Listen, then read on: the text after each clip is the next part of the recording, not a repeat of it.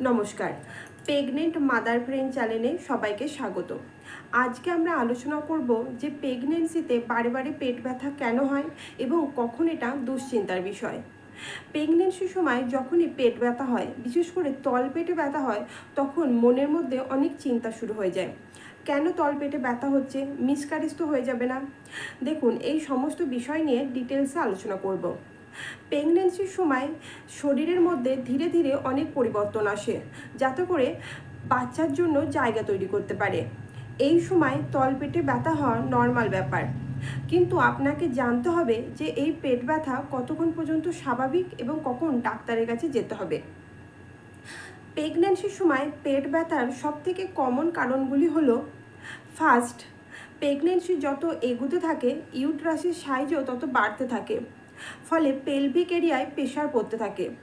আর এই সময় উঠতে, বসতে, হাঁটাচলা করতে তলপেটে ব্যথা হতে পারে। তাই আপনি যদি অনেকক্ষণ ধরে বসে থাকেন বা বসে থেকে হঠাৎ করে ওঠার সময় বা হাঁটাচলা করার সময় যদি তলপেটে ব্যথা হয়, তাহলে আপনি রেস্ট করবেন।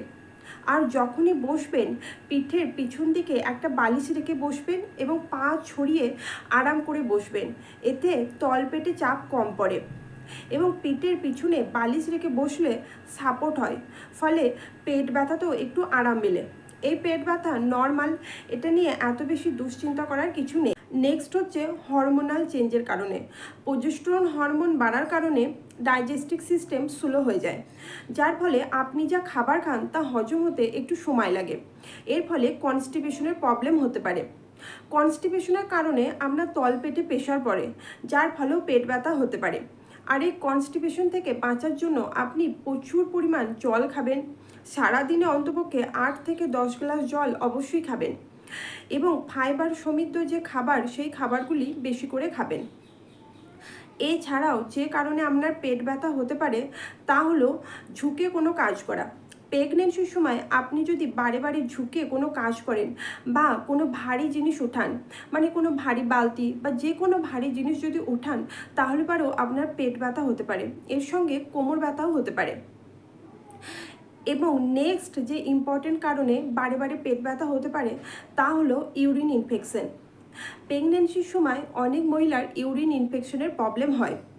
ইউট্রাসের সাইজ বাড়ার সাথে সাথে ইউরিনারি ব্লাডারের উপর প্রেশার পড়তে থাকে এবং প্রেগনেন্সির সময় বারে বারে প্রস্রাব করতে যেতে হয়।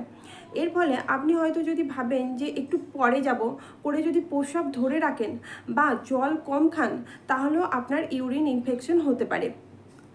প্রস্রাব করার সময় যদি জ্বলার অনুভূতি হয় বা পেন হয় এবং প্রস্রাবের সাথে যদি ব্লাড দেখেন, তাহলে একটু দেরি করবেন না, অবশ্যই ডাক্তারের কাছে যাবেন। প্রেগনেন্সিতে গ্যাস, অ্যাসিডিটি হওয়া নর্মাল ব্যাপার, আর এই গ্যাসের কারণেও আপনার বারে বারে পেট ব্যথা হতে পারে। তাই যে খাবারগুলি খেলে আপনার গ্যাস বেশি হচ্ছে, সেই খাবারগুলি আপনি খাবেন না এবং একসাথে অনেকটা খাবার খাবেন না, অল্প অল্প করে বারে বারে খাবেন। এর সাথে হালকা এক্সারসাইজ করতে পারেন, যোগা করতে পারেন। এগুলো করলে আপনার গ্যাস, অ্যাসিডিটির প্রবলেম কম হবে, ফলে পেট ব্যথা থেকেও অনেকটা আরাম পাবেন। দেখুন, এই সমস্ত কারণে আপনার বারে বারে পেট ব্যথা হতে পারে, কিন্তু কখন আপনাকে ডাক্তারের কাছে যেতে হবে? যদি আপনার পেট ব্যথা রেস্ট করার সাথে সাথে কম হয়ে যাচ্ছে বা খুব হালকা পেট ব্যথা হচ্ছে, এর সাথে কোনো ব্লিডিং নেই, তাহলে আপনি একদম টেনশন করবেন না। কিন্তু যদি খুব বেশি পেট ব্যথা করে, এর সঙ্গে ব্লিডিং হচ্ছে বা ব্লাড ক্লট পাস হচ্ছে, সব সময় পেট ব্যথা হচ্ছে, তাহলে আপনার হাই রিস্ক প্রেগনেন্সি হয়ে যেতে পারে বা এগুলি মিসক্যারেজের লক্ষণও হতে পারে। আর আপনার যদি অতিরিক্ত পেট ব্যথা হয়, এর সঙ্গে কোমর ব্যথা হচ্ছে, হালকা ব্লিডিং হচ্ছে, মাথা ঘুরছে, জ্বর আসছে, তাহলে এটি ইকটপিক প্রেগনেন্সির লক্ষণ হতে পারে। তাই আপনি একটুও দেরি না করে অবশ্যই ডাক্তারের কাছে যাবেন। তাই উপরের যে ছোট ছোট বিষয়গুলি নিয়ে আলোচনা করলাম, সেগুলি খেয়াল রাখবেন। এতে আপনার প্রেগনেন্সি অনেক সহজ হবে। ভালো থাকবেন, সুস্থ থাকবেন। আর আমার এই ভিডিওটি আপনাদের যদি একটুও ভালো লেগে থাকে, তাহলে অবশ্যই লাইক, শেয়ার এবং সাবস্ক্রাইব করে দেবেন।